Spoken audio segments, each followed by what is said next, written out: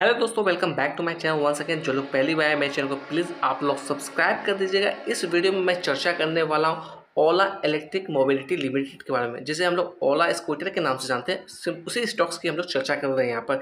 अगर हम लोग आज की बात करें तो लगभग 43 रुपये के आसपास इसने लो बनाया। अगर हाई की बात करें 43 रुपये 60 पैसे का हाई बनाया। क्लोजिंग प्राइस की बात करें 43 रुपये 16 पैसे के आसपास क्लोजिंग हमें देखने को मिली। अगर हम लोग ओवरऑल आज की हम लोग बात करें, कहीं ना कहीं ये फ्लैट ट्रेड होता हुआ दिखा। इसके अंदर अगर हम लोग बात करें तो कहीं ना कहीं जो रिटेल इन्वेस्टर है पूरी तरीके से ट्रैप हो चुके हैं। अगर हम लोग हाल ही में इसकी बात करें तो ब्लॉक डील भी हमें देखने को मिली है। लगातार एफआईज और टीआईज की तरफ से सेलिंग हमें देखने को मिल रही है। सो सिंपल सी बात है, जो छोटे निवेशक है कहीं ना कहीं ट्रैप हो चुके हैं। अगर ऊपर के लेवल पे किसी ने बाई किया होगा इस स्टॉक्स के अंदर, पोजीशन बना के रखा होगा, तो उन्हें काफ़ी बड़ी लॉस होती हुई दिख रही होगी। अगर हम लोग बात करें तो इसने अपना अब तक का लो बनाया है 43 रुपये के आसपास। तो सोच समझ के इसके अंदर काम करिएगा, किसी भी तरह की जल्दबाजी नहीं करना है। किसी भी न्यूज़ या किसी की वीडियो को देखकर किसी भी तरह की ट्रैप वाली सिचुएशन में आपको नहीं आना, फोमो में नहीं आना। आपको सोच समझ के डिसीजन लेना है। इसके क्वार्टर्स के नंबर्स को चेकआउट करिए, इसके फंडामेंटल्स को चेकआउट करिए, तभी किसी तरीके के डिसीजन लीजिएगा। मैं यहाँ पे कहना चाहूँगा, मैं किसी भी तरह का बाय और सेल का रिकमेंडेशन आपको नहीं दे रहा हूँ। मैं जो भी डाटा शेयर कर रहा हूँ सारा डाटा पब्लिकली अवेलेबल है। आप चाहते हैं तो खुद से भी चेकआउट कर सकते हैं। सबसे पहले हम लोग बात करने वाले हैं इसके अंदर परफॉर्मेंस को लेकर। अकॉर्डिंग टू टिकट परफॉर्मेंस देखिएगा, यहाँ पर लो नजर आता हुआ दिख रहा है। वैल्यूएशन की बात करें, वैल्यूएशन यहाँ पर हाई नजर आती हुई दिख रही है। ग्रोथ की बात करें, ग्रोथ यहाँ पर एवरेज नजर आता हुआ दिख रहा है। अगर बात करें एंट्री पॉइंट की, तो according to ticket entry point यहाँ पर गुड नजर आता हुआ दिख रहा है। तो अगेन कहना चाहूँगा, अपने फाइनेंशियल एडवाइजर से बात करिएगा, तभी इसके अंदर किसी तरीके के डिसीजन लीजिएगा। क्योंकि अभी ये स्टॉक्स की हम लोग बात करें, एक काफ़ी बड़ी रिस्की कंपनी बन चुकी है। तो सोच समझ के काम करिएगा इसके अंदर। अगर यहाँ पर हम लोग बात करें फोरकास्ट एंड रेटिंग्स की, तो यहाँ पर देखिएगा सिर्फ और सिर्फ 6 एनालिस्ट ने इसे कवर किया है और 33% की रिकमेंडेशन आती हुई दिख रही है।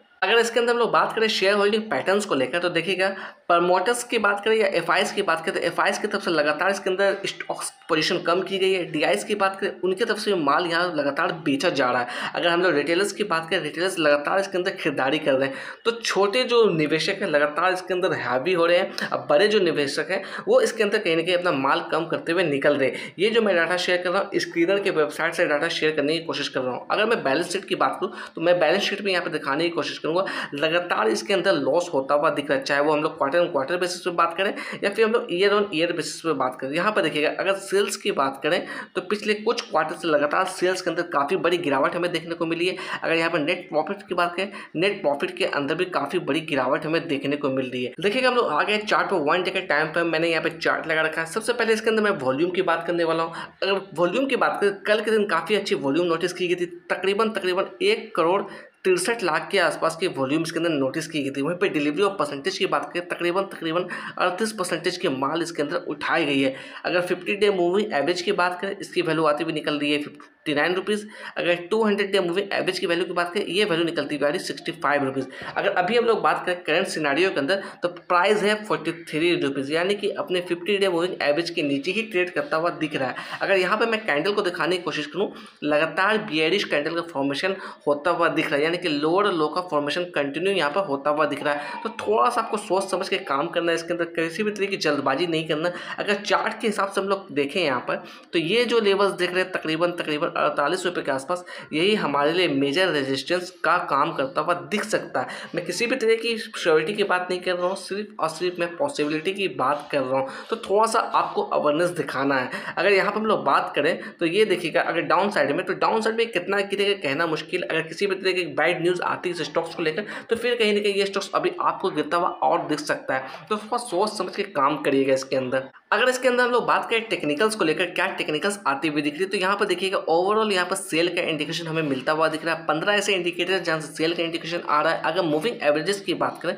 तो मूविंग एवरेज से भी स्ट्रॉन्ग सेल का ही रिकमेंडेशन आता हुआ दिख रहा है। 13 ऐसे इंडिकेटर है जहाँ से सेल का इंडिकेशन मिल रहा है। अगर हम लोग ऑसिलेटर की बात करें तो ऑसिलेटर यहाँ पर न्यूट्रल नजर आता हुआ दिख रहा है। अगर इस स्टॉक्स के अंदर हम लोग बात करें प्राइस फोरकास्टिंग की, ट्रेडिंग व्यू की तरफ से क्या फोरकास्टिंग यहाँ पर देखने को हमें मिल रही है, तो 4 एनालिस्ट ने इसे कवर किया over the 1 year time period. Maximum estimate की बात करें तो 70 रुपया यहाँ पर निकलती हुई आ रही है।